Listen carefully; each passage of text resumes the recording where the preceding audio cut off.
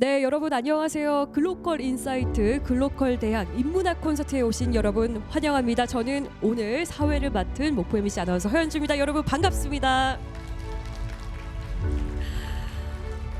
글로컬 인사이트가 선선한 가을 바람이 부는 때 또 시작을 했습니다.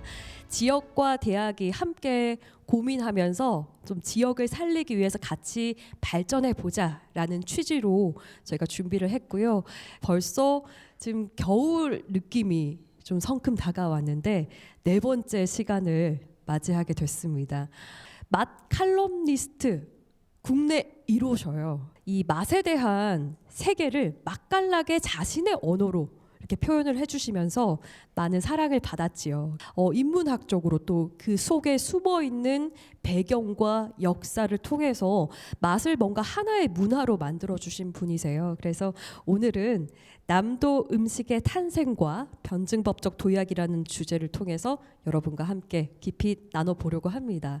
그러면 주인공 소개해드리겠습니다. 황교익 맛칼럼니스트 박수로 모시겠습니다. 반갑습니다. 오늘 제가 이야기 드릴 거는 남도 음식 탄생 과정의 이해와 변증법적 도약을 위한 국리, 그렇게 어렵지 않은 이야기 하나하나 풀어보겠습니다. 남도 음식은 맛있다. 그 모든 지역, 이 대한민국의 모든 지역에서는 자기네 동네 음식이 맛있다라고 주장합니다. 그죠? 왜 그러냐 그러면 다 애양심이 있잖아요. 그죠? 우리 집안 음식이 맛있고 우리 동네 음식이 맛있고 우리 지역 음식이 맛있습니다. 근데 그 모든 지역의 음식들을 다 누를 수 있는 딱 하나 있습니다. 남도 음식 맛있다. 이 이름을 이길 수 있는 이 지역 음식 브랜드는 없습니다. 가장 막강한 이름입니다. 여러분 어떤가요? 남도 음식 맛있습니까? 다 이게 뭐 당연하겠죠. 이게는 목포분들이니까. 자, 맛있다라고 하는 것이 그 음식을 먹으면 내가 본능적으로 아니까 맛있는 것일까요? 아니면 내가 이것을 맛있다라고 생각하는 어떤 사회적 과정을 거쳤기 때문에 맛있는 것일까요? 맛은 본능일까요? 아니면 문명일까요? 본능인 것 같기도 하고, 그죠? 문명인 것 같기도 하고, 애매하죠, 그죠? 느낌이. 그죠? 나 딱 저 음식 먹으면 내가 딱 본능적으로 알아. 또 그거는 아닌 것 같아. 어떤 사람들은 저것을 맛있다라고 하는데 또 맛없다라고 하기도 하고, 그죠? 서로 취향이 다른 것은 본능의 영역이 아닌 것 같기도 하고, 왜 그런 일이 벌어지는가? 요즘 텔레비전만 보면 저런 장면이 나옵니다. 지금 음식 방송이 아니라 음식을 먹는 사람 방송입니다. 텔레비전에서는 음식을 잠시 보여주고 난 다음에 음식을 먹는 사람의 카메라를 딱 대고 이렇게 보여줍니다. 그러면 그 사람들이 맛있어요, 최고예요, 막 이러면서 표현을 합니다. 연기를 하는 겁니다. 그 연기를 하고 있는 그 텔레비전 화면에서의 그 먹는 사람의 얼굴을 쳐다보고 있으면 어떻습니까? 먹고 싶어져요, 그죠? 나도 저걸 먹고 싶어져. 입에서 침이 막 나오면서 그 음식을 먹는 사람의 방송을 보는데 왜 그럴까요, 우리는? 그냥 방송을 봤을 뿐인데 왜 우리는 그런 충동을 느낄까요? 이걸 이제 푸드 포르노라고들 이야기도 하는데, 음식을 먹으면서 이게 맛있어요 하고 그걸 쾌락을 표현을 하면 우리 뇌도 똑같이 그 느낌을 그대로 받아들인다고 이야기를 합니다. 근데 그 당장에 음식물이 없잖아요. 그러니까 배가 꼬르륵 하면서 있잖아요. 먹을 걸 찾아다니는 겁니다. 이런 현상은 이 먹방 여기에서만 일어나는 게 아니라 모든 문화 현장에서 이런 일이 벌어집니다. 영화, 연극 뭐 이런 걸 보면 뭐 웃기도 하고 울기도 하고 화내기도 하고 뭐 이러죠. 왜 그럴까요? 왜 연극, 영화 막 이런 거 보면 왜 화가 나고 웃고 울고 슬프고 이럴까요?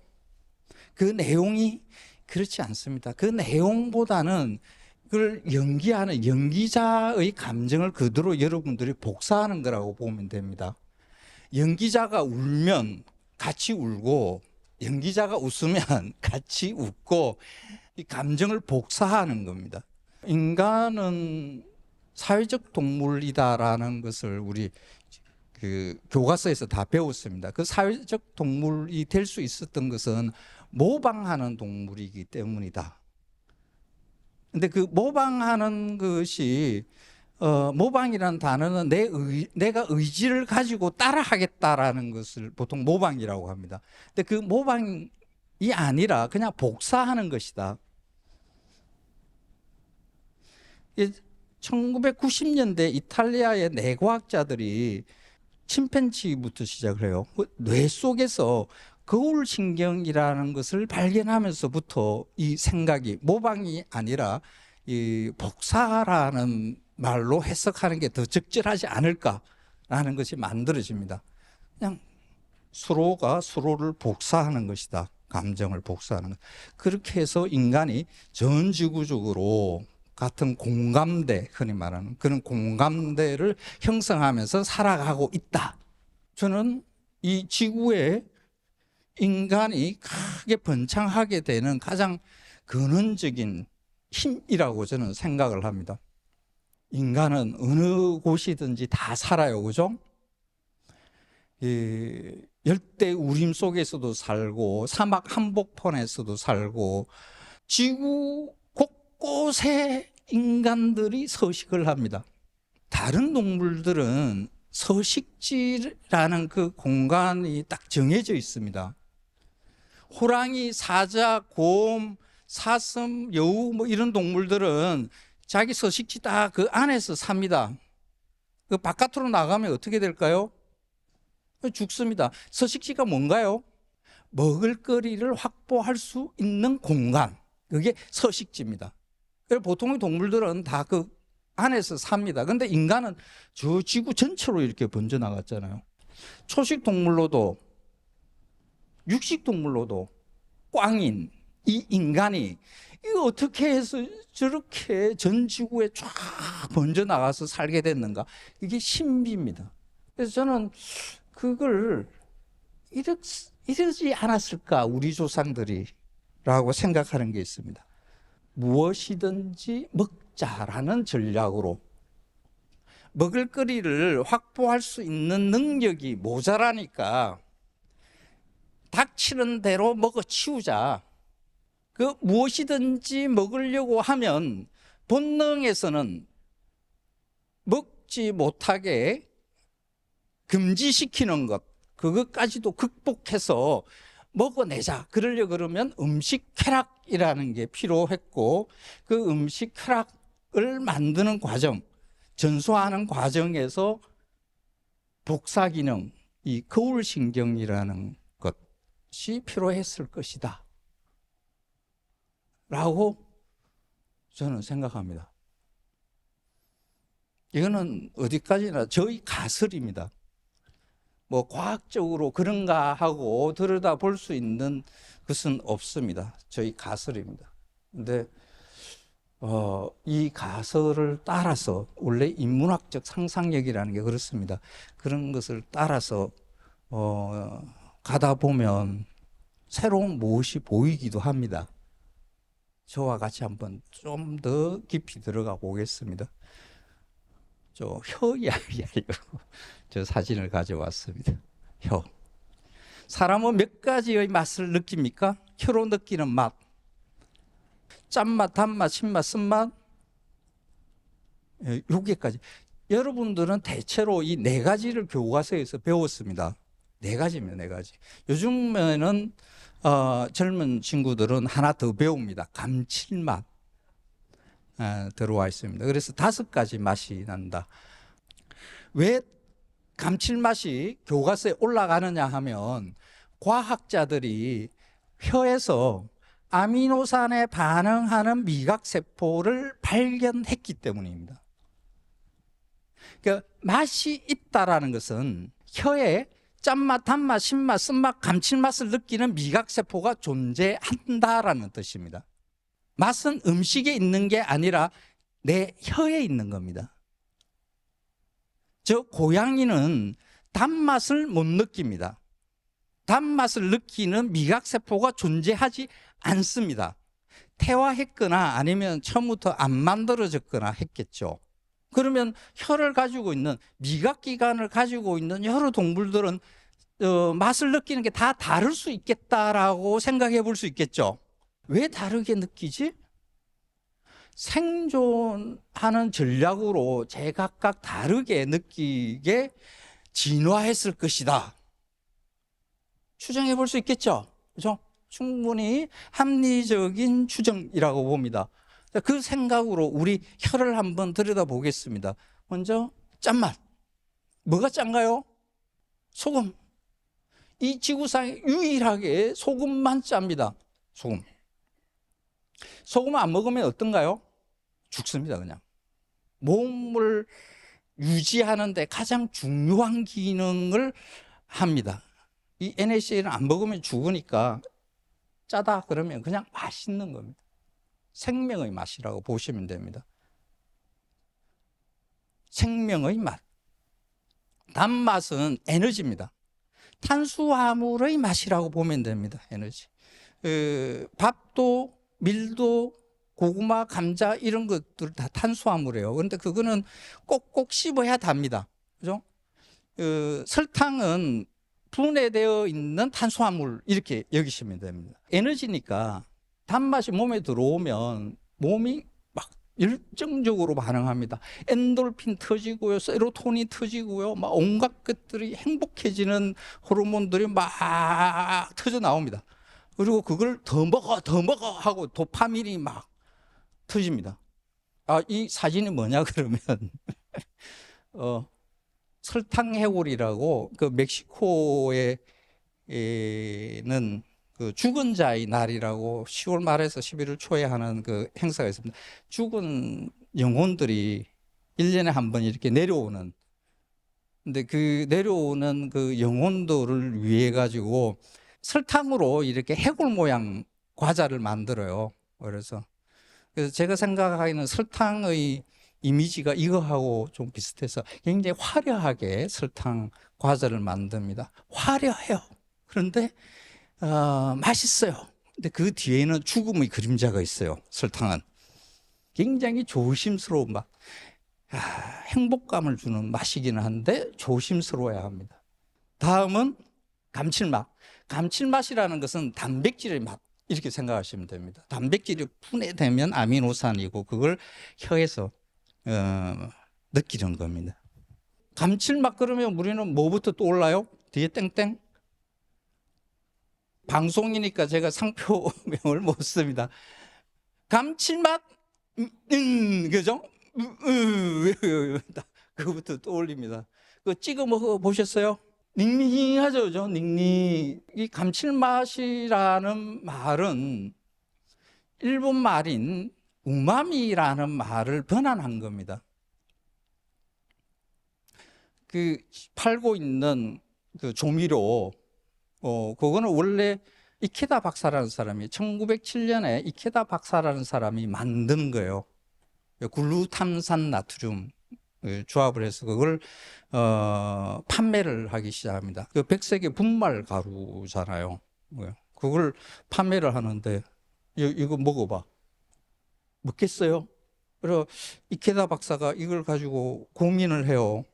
뭐라고 해야 많은 사람들이 먹을 것인가? 그러니까 많이 팔 수 있는 방법의 마케팅 용어를 갖다가 생각을 합니다.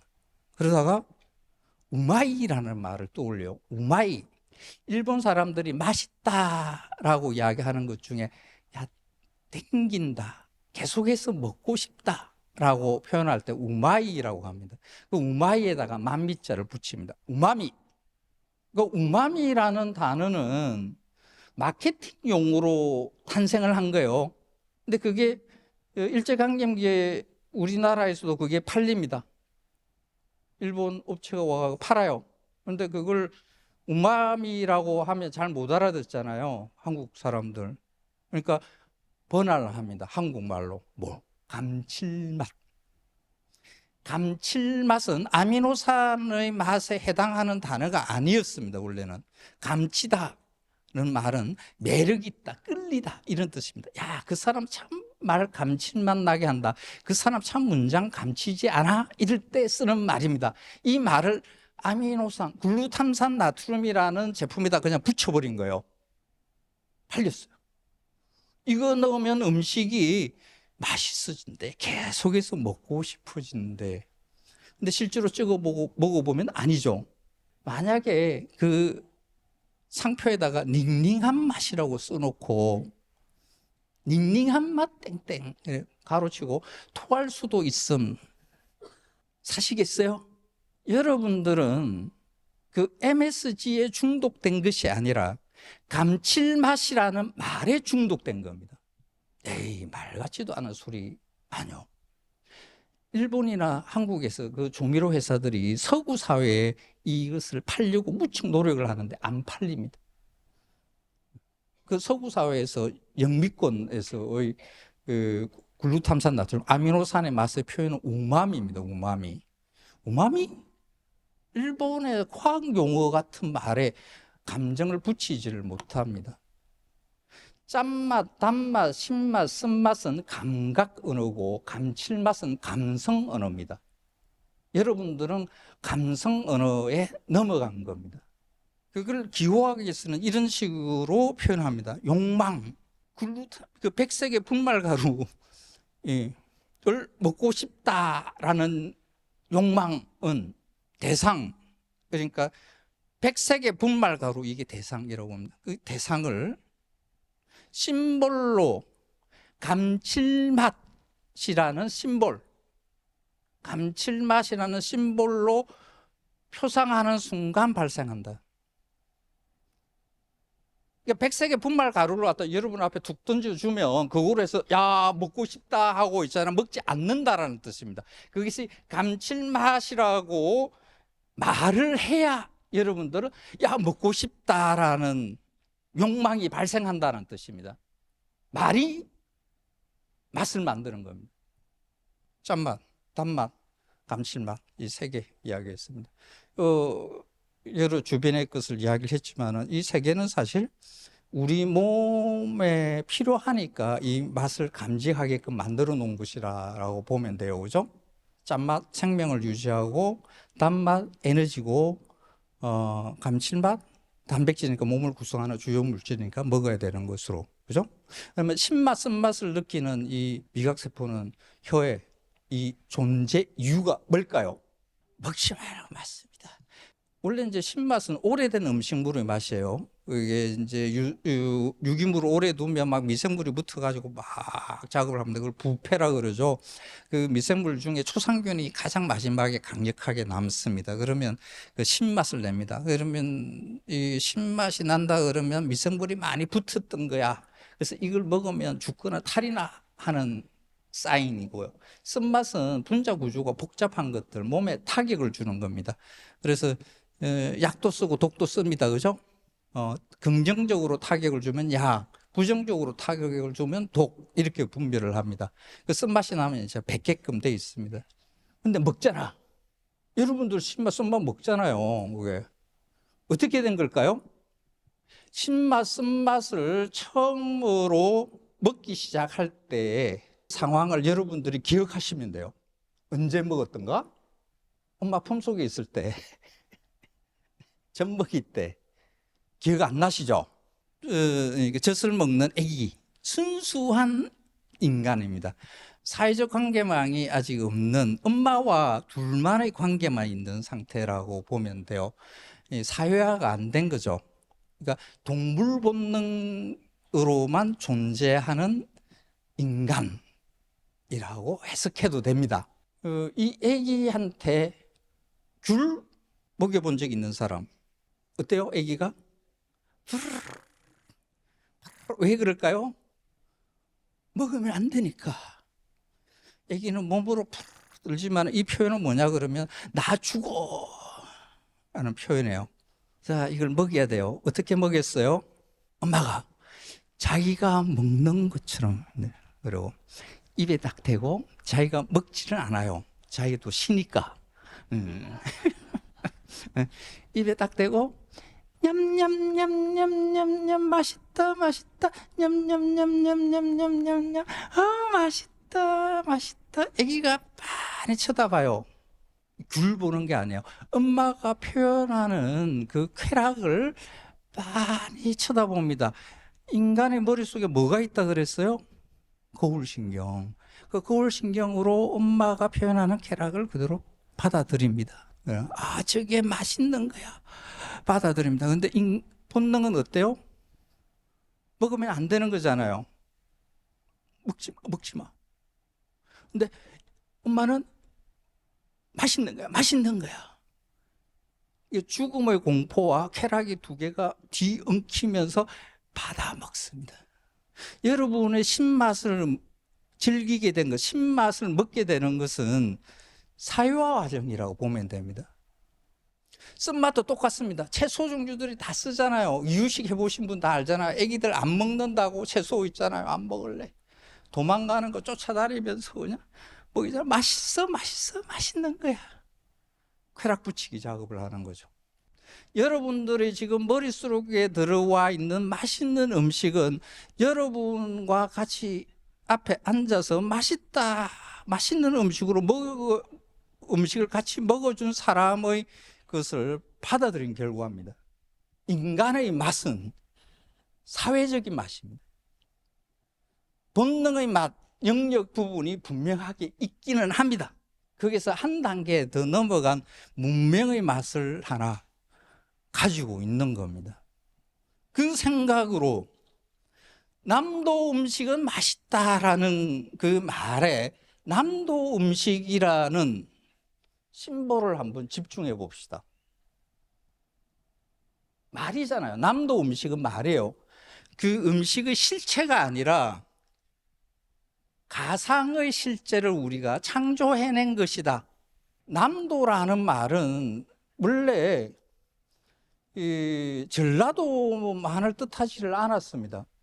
조선시대에는 삼남이라고 해서 서울, 그러니까 한양 경기 지역의 그 밑을 충청, 경상, 전라 요걸 갖다가 삼남이라고 했습니다. 1960년대까지만 하더라도 이 말을 많이 썼습니다. 그 위에는 북도입니다. 그러면 지금은 전라도 지역만 남도라고 그렇게 됐는가? 사회적 담론. 그렇게 된 까닭이 있습니다. 1972년에 이 노래 남진, 목포 이 가수 남진이 부릅니다. 저 노래말 안에 우리 대한민국이 어떤 식으로 변화했는가 하는 것을 그대로 다 담고 있습니다. 1960년대만 하더라도 이 대한민국은 농업사회였습니다. 농민이 70%였고요. 그러다가 박정희가 집권하고 나서 1960년, 70년, 80년 산업화, 자, 30년 만에 산업화를 이룹니다. 그걸 한강의 기적이라고 이야기를 합니다. 압축 성장이라고도 이야기합니다. 서구에서는 200년 걸리는 걸 우리를 단 30년 만에 다 헤쳐버렸습니다. 정말 대단한 민족이죠. 그런데 저 안에 보면 노래, 멋쟁이 높은 빌딩 시대지만 유행 따라 사는 것도 제 멋이지만 도시로 나갔어요. 도시에서 사는데 이렇게 사는 게 좀 어색해. 왜? 난 님과 함께 저 푸른 초원 위에 초가집 짓고 살고 싶어. 도시에서 나가서 노동자로 살기 시작하는 시점, 그런 사람들이 많아지는 시점에 등장하는 노래입니다. 그래서 저 노래가 도시민 사이에 도시민들의 감성을 움직인 겁니다. 이 무렵에 등장하는 게 남도입니다. 남도. 남도는 뭐? 박정희의 산업화 정책은 경상도를 중심으로 만들어지죠. 서울, 대구, 부산 요 축입니다. 전라도 지역은 농도라고 해서 농업을 유지하는 지역으로 그냥 둡니다. 공장을 짓지 않습니다. 도시의 노동자는 더 잘 살게 되고 농민은 점점 힘들어지는 이런 아픈 것이 있긴 하지만은 그래도 먹을거리를 값싸게 확보하기 위한 농지는 있어야 될 것 아니에요. 그죠? 그런데 자, 도시에 나가서 돈벌이를 하고 이러는데 살다 보니까 예전에 우리가 살던 거하고 좀 달라.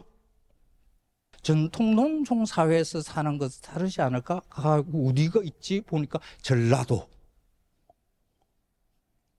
지역은 아직도 농촌의 삶을, 전통적인 삶을 살고 있네? 거기 가서 뭔가 우리의 정체성을 확인해 봐야 되겠어. 그래서 전라도로 내려옵니다. 그래서 거기서 남도 소리, 남도 군, 남도 발견하기 시작합니다. 그 안에 남도 음식도 있습니다. 남도 음식이라는 말 안에는 우리한테 도시인으로 살면서 우리한테는 잊어버린 고향, 어머니, 전통, 농촌, 인심 좋은 사람들의 음식이라는 것으로 머릿속에 들어옵니다. 저는 산업화 세대입니다. 1962년에 태어나서 전통 농촌 사회의 끝자락을 살짝 보고 산업화 과정을 거쳤습니다.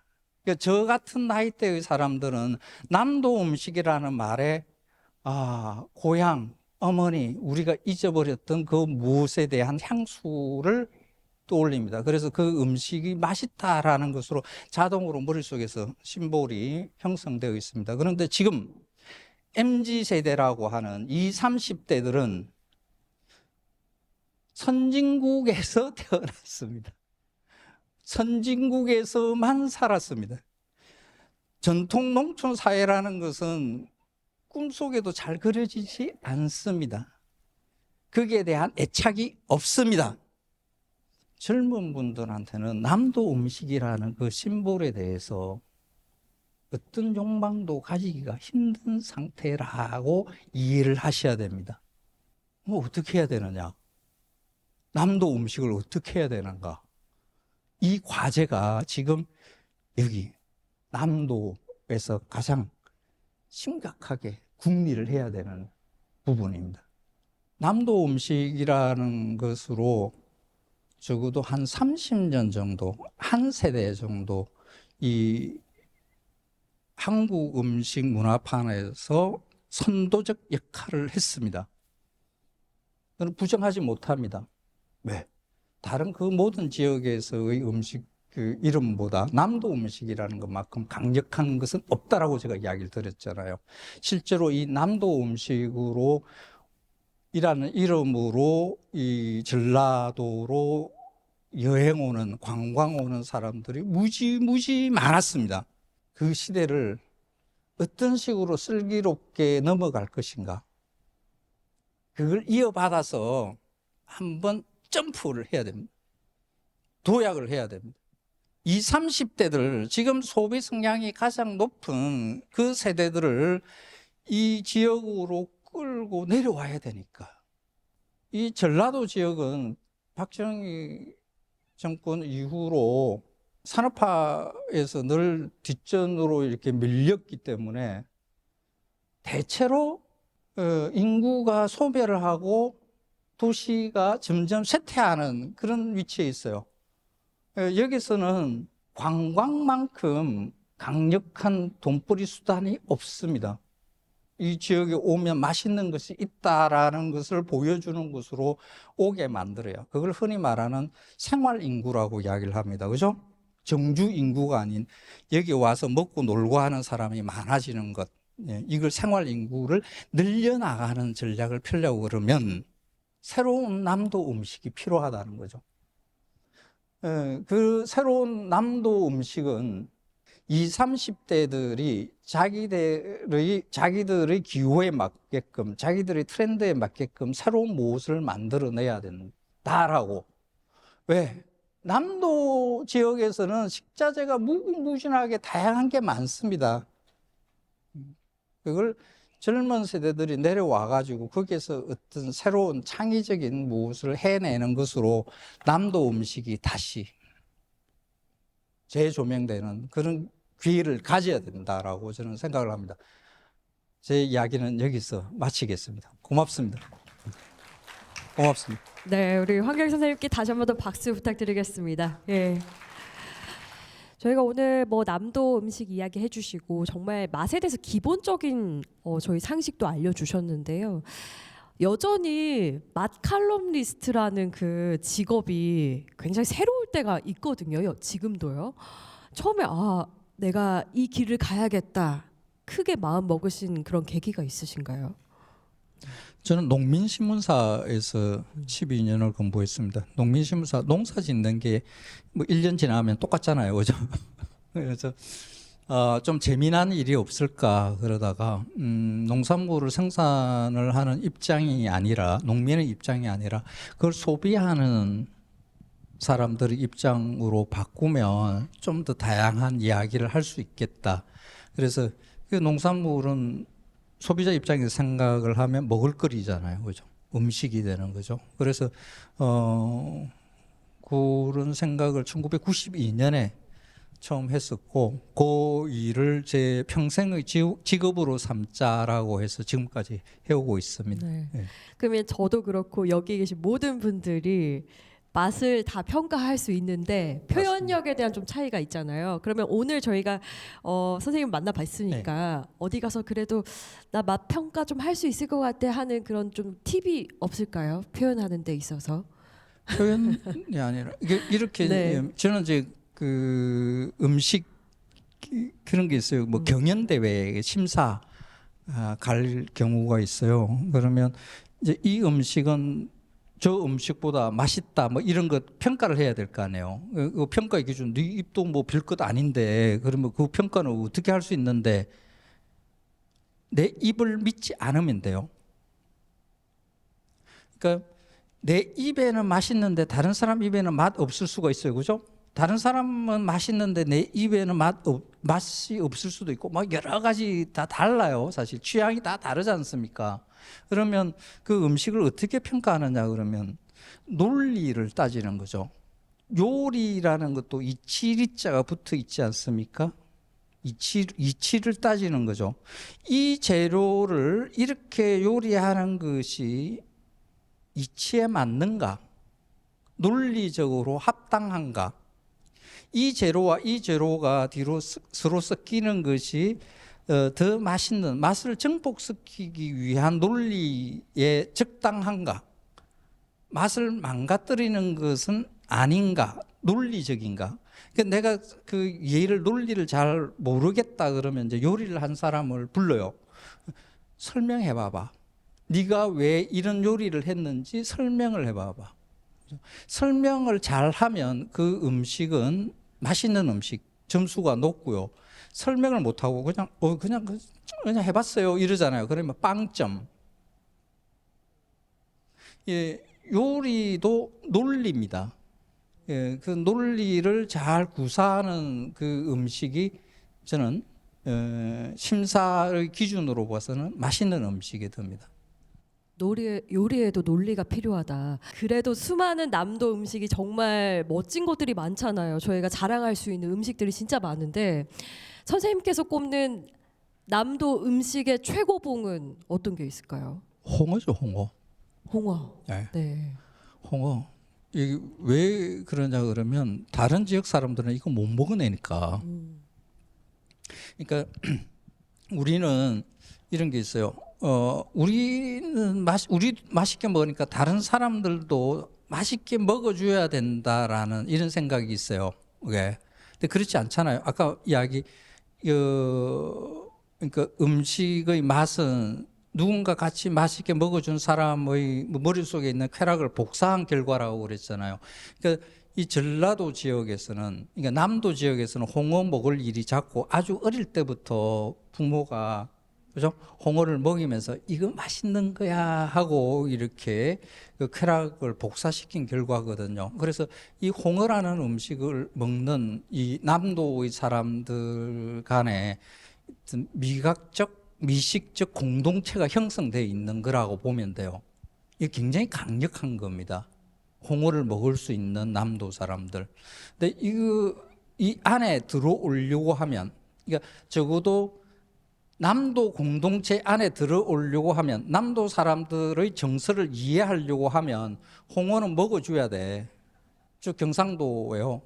마산 출신이거든요. 그래서 저는 홍어를 처음 먹은 게 광주 선배, 직장 다니면서 광주 선배를 한테 끌려가 가지고 한 5번 만에 성공했어요. 5번 만에. 그래서 성공하셨네요. 예. 그래서 그 이후부터 저는 홍어라는 말만 들으면 침이 흘러요. 지금도 침 흘러요, 지금 이 말상.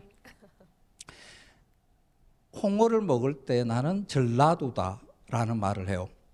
그러니까 전라도의 마음을 그 홍어를 통해서 이해하려고 한다라는 말을 그렇게 이야기를 하거든요. 그래서 남도 음식의 한 상징을 딱 꼽으라 그러면 저는 홍어죠. 그래서 홍어 먹을 줄 알아? 너 그런 그 말은 곧 네. 너 전라도 알아? 남도 알아? 하는 이런 말이 될 수가 있으니까 네.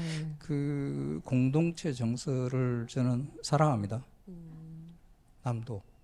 남도의 공동체 정서가 듬뿍 담긴 그렇죠. 홍어를 먹을 줄 알아야 뭔가가 있어요. 네, 뭔가가 있다고 하는데 여기서도 질문을 좀 드려보고 싶은데 혹시 이 7가지 질문 중에 요거 괜찮은데 하는 거 있으세요? 다 뭐 이야기 네. 선생님이 자라온 경남 네. 마산의 밥상 어떤 풍경이었나요? 어떤 풍경이셨어요? 목포하고 그렇게 다르지 않습니다. 네, 해산물만 먹고 자랐습니다. 네. 비슷하고요. 네. 한국 음식 문화 중 가장 안타깝게 보시는 점이 있다면 무엇인가요? 이게 그 마칼미스트라는 직업은 그 좀 비평적인 입장이 있거든요. 그냥 뭐 좋다 이렇게만 이야기하면 그 비평이 아니죠. 그런 걸 갖다가 이제 주례사 비평이라고 합니다. 주례. 그래서 마칼미스 중에 이제 비평적 입장을 가지고 한국 음식을 본다 그러면 양념이 과한 음식이 지금 너무 앞서 있다. 앞에 있다. 맵고 달고 짜고 하는 이 음식이 맛이 없다라는 게 아닙니다. 이런 음식도 필요해요. 라면 아주 매운 라면 있잖아요. 지금 외국인들이 좋아하는 요즘에 그런 것들, 떡볶이 뭐 이런 것들도 외국에 나가서 외국인들이 좋아하고 이러는 것들 괜찮은 일입니다. 그런데 이런 음식이 한국의 맛을 대표하는 것처럼, 그러니까 좀 그 과도하게 대표되어 있는 게 있죠. 네. 한국 음식에 사실 가장 멋있는, 그러니까 한국 음식 중에 이게 진짜 맛있다고 하는 것은 대체로 보면 그냥 슴슴한 것들이거든요. 가장 네. 대표적인 게 나물 있잖아요. 나물 음식. 예. 그냥 소금, 조선간장, 된장 뭐 이런 것만 가지고도 우리는 충분히 맛있는 마늘, 고춧가루, 뭐 후추, 뭐 이런 그 양념이 아닌 것으로도 우리는 충분히 많은 맛을 만들어내잖아요.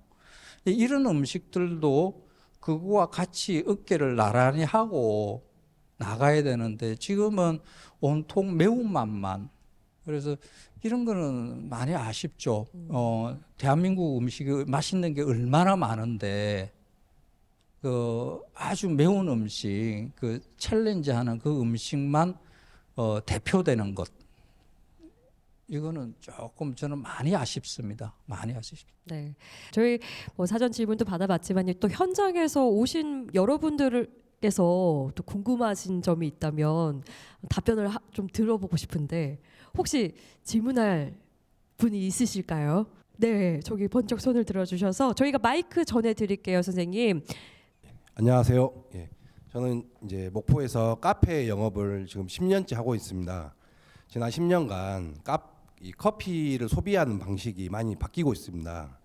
특히 이제 오늘 선생님께서 말씀하신 욕망은 대상을 심볼로 표상하는 순간 발생하며 욕망, 심볼은 사회적 담론과 규범에 의해 조작된다. 정말 이 문구가 정말 저의 지금 이 커피 업계가 많이 바뀌고 있다는 걸 다시 한번 이야기하고 있는데, 이제 목포가 남도 음식이라 해서 많은 젊은 친구들이 오셔요. 근데 오는 것까지는 좋은데 이제 이분들이 커피를 소비하면서 서울에서 어떻게 소비하는지를 제가 많이 느낍니다. 그래서 이제 아주 조금 직설적으로 표현한다면 정말 변태스럽게 소비하고 있어요. 정말 과연 그런 맛이 정말로 이 세상에 있는지도 모르겠어요. 저는 솔직히 정말 표현할 수 없는 맛. 이렇게 그 단어를 외우고 와서 그 젊은 친구들이 내가 커피를 안다고 말을 해요. 그게 너무 안타까워요. 그러나 이제 그 친구들이 왜 그렇게 하고 있는가를 고민을 했는데 오늘 선생님께서 그 답을 저한테 주신 것 같아요. 누군가가 권위자로서 만들어진 그 단어를 담론으로 만들어서 이 커피가 소비되고 있구나. 혹시 선생님께서 이 부분에 대한 견해가 어떠신지 정말 너무 궁금했습니다. 수업 내내 정말 꼭 이 질문을 하고 싶었습니다. 예. 맞습니다. 사실 커피가 제일 말이 많은 동네요. 예. 이유가 커피는 사실 맛의 영역이 아니라 향의 영역이잖아요, 그죠? 향은 이 후각, 그 분자 단위로 향을 맡아요. 분자. 이 수십만 종의 분자가 공기 중에 떠돌고 있다라고 보면 됩니다. 근데 이걸 맡아서 분별할 수는 없어요, 여러분들이. 그러니까 혀는 소금에 반응하는 짠맛, 설탕에 반응하는 단맛 이런 식으로 있잖아요. 1대1이 되잖아요. 근데 후각은 1대1이 안 돼요. 그러니까 수십만 종의 냄새를 각각으로 분류해서 맡으려 그러면 이 후각도 그 수십만 종의 그 후각 기관이 막 박혀 있어야 되는 거죠. 그게 안 돼요.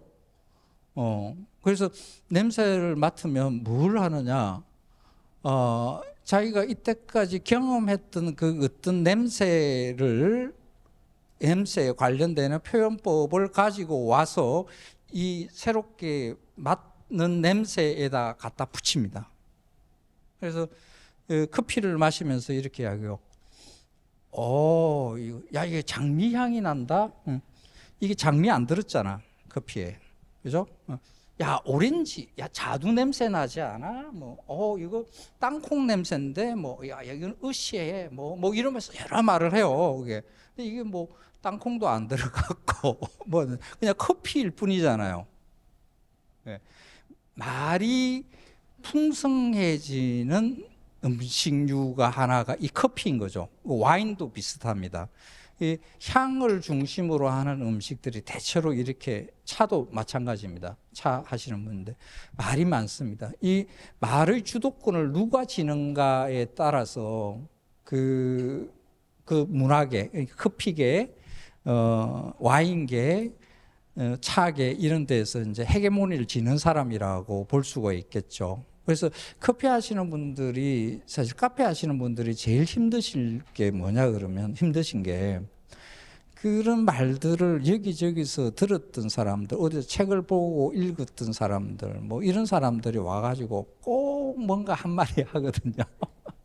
그러니까 지금 사장님은 지금 카페 하면서 많은 이제 힘든 분들 많이 만나시는데 10년 동안 하시면서 또 그래도 수준이 되는 사람들도 좀 있죠, 그죠?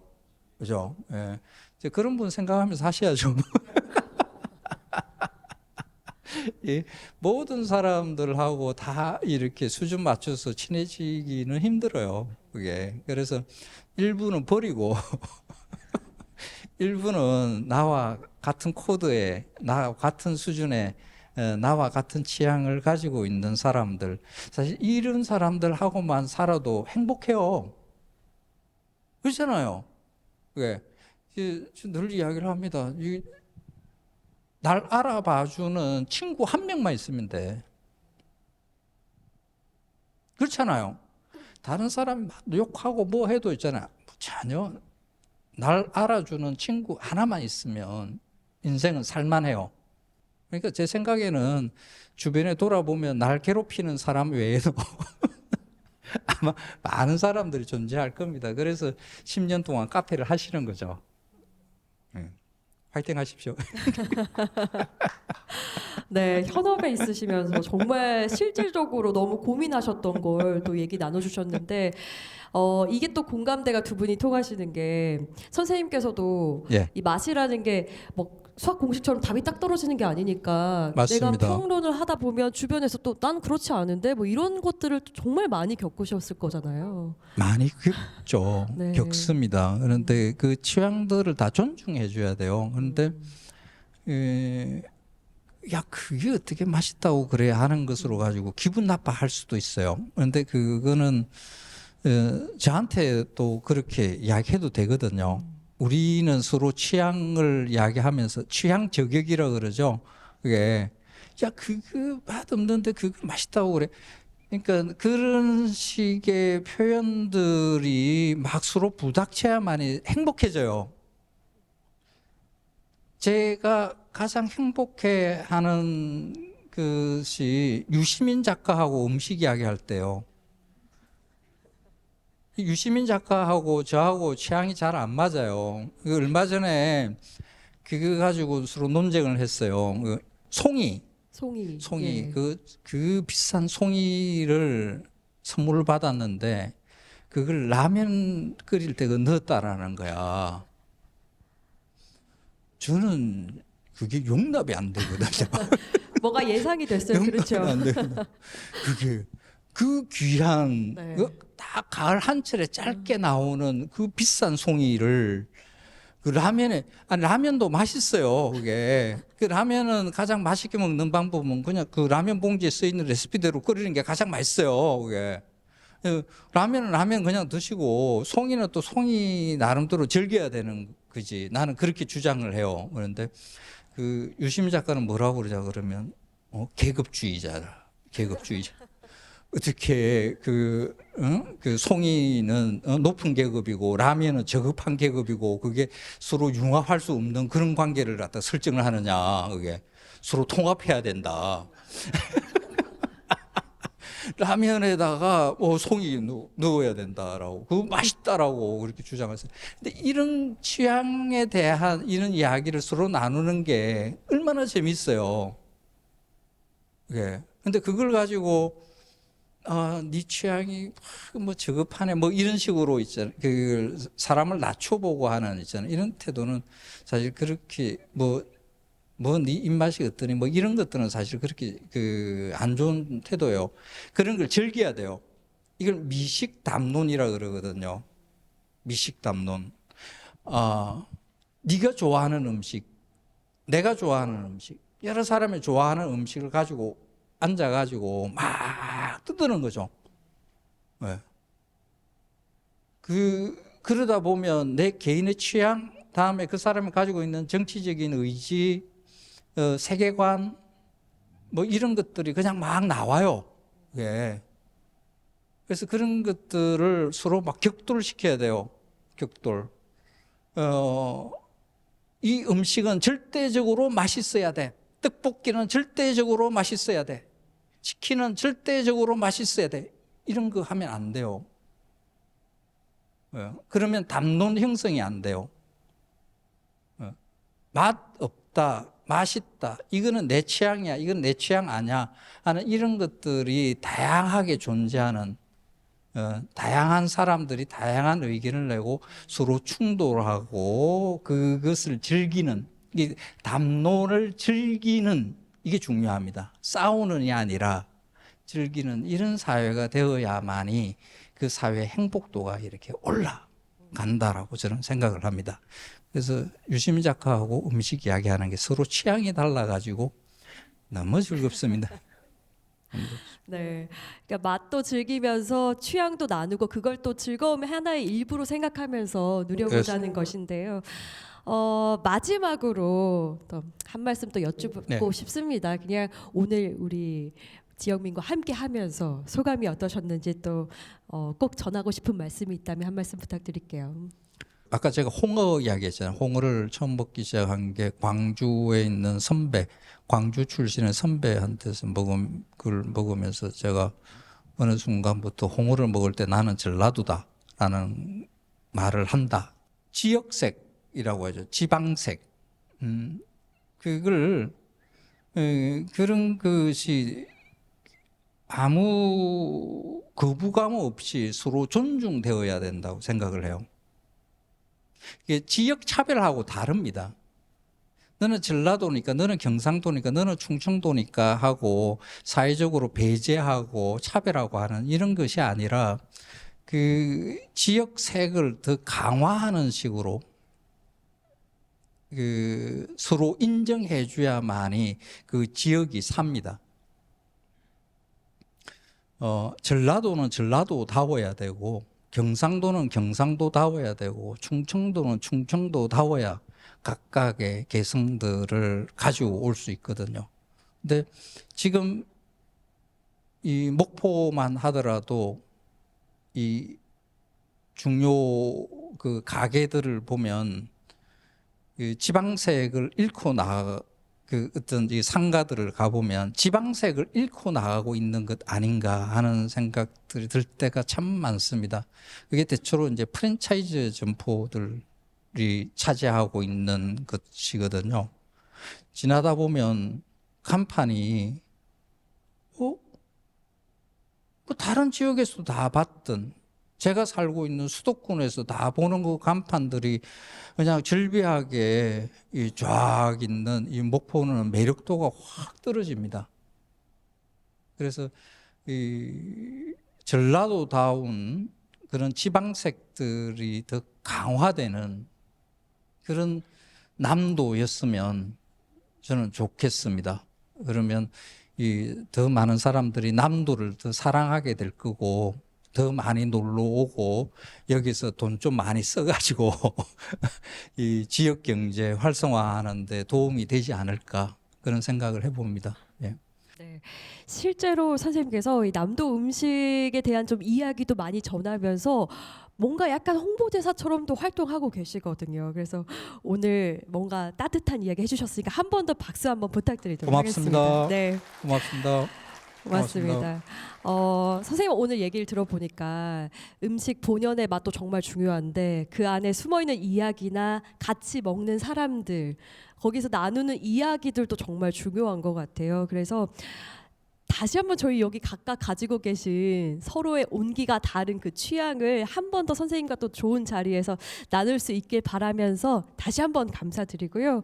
네, 고맙습니다. 고맙습니다. 고맙습니다. 네, 그리고 오늘 함께해 주신 여러분들도 너무 감사드립니다. 그래서 저희가 돌아가셔서도요, 가족들과 만난 음식 즐기면서 오늘 대차게 한번 취향을 나누는 시간 가져보시면 어떨까 싶습니다. 오늘은 저희 글로컬 인사이트 여기서 마무리 지으려고 하고요. 다음 5번째 시간에서는 전 문체부 장관이시죠, 도종환 시인님과 함께하는 시간 마련하려고 합니다. 그래서 계속해서 아낌없는 사랑과 관심 보내주시면 감사하겠습니다. 그러면 저희는 선생님과 같이 인사드리면서 물러가도록 하겠습니다. 함께해 주셔서 여러분 고맙습니다. 고맙습니다.